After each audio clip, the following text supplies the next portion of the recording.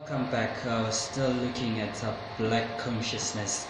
Now we want to look at the events of June 16, 1976. Now you'll notice that on the 16th of June, there was a march of students carrying placards. Most of these placards were written "Down with Africans."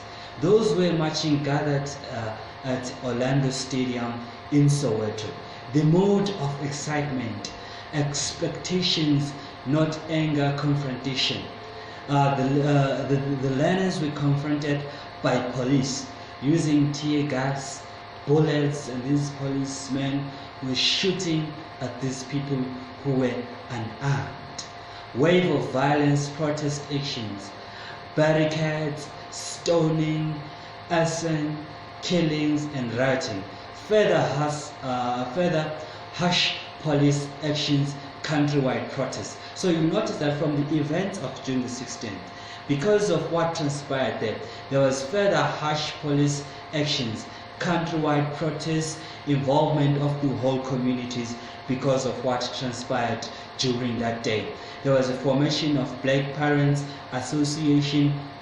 The forms of protests included boycotts, clashes with the police, destruction of property, communities had stayaways.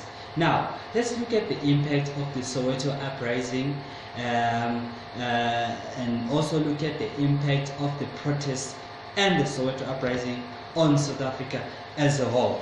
There was disruption in education, meaning the government backed down on the language policy. But schooling disrupted until the following year, meaning from June the 16th, the learning and education processes were actually disrupted until the following year. Now, there was state reaction. The state reacted to that. Student leaders detained. 1,000+ students were killed. 1,000+ students were wounded. Now, increased support for armed struggle. Links between students and protesters and the ANC grew because of that incident. Thousands fled country and joined the ANC and the pact in exile. Armed struggle increased with new recruits. So you notice that it also had a negative image on South Africa. South Africa was internationally criticized, meaning that the international criticism of South Africa increased. Then it destroyed attempts by government to end isolation. Now South Africa became isolated because of the particular event. As I said before, that the Soweto uprising was a turning point in South African history. Business leaders put pressure on the government to reform because businesses were affected by the bad image that was actually portrayed by June the 16th. Now, there was further repression of opposition.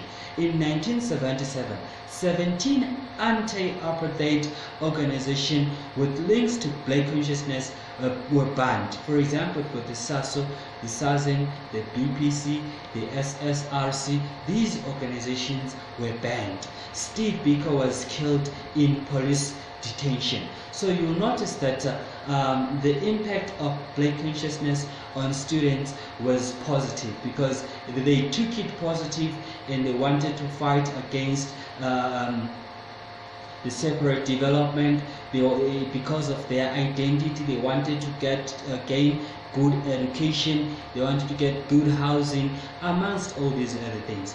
So this just marks the end of the impact of the philosophy of Black consciousness to students.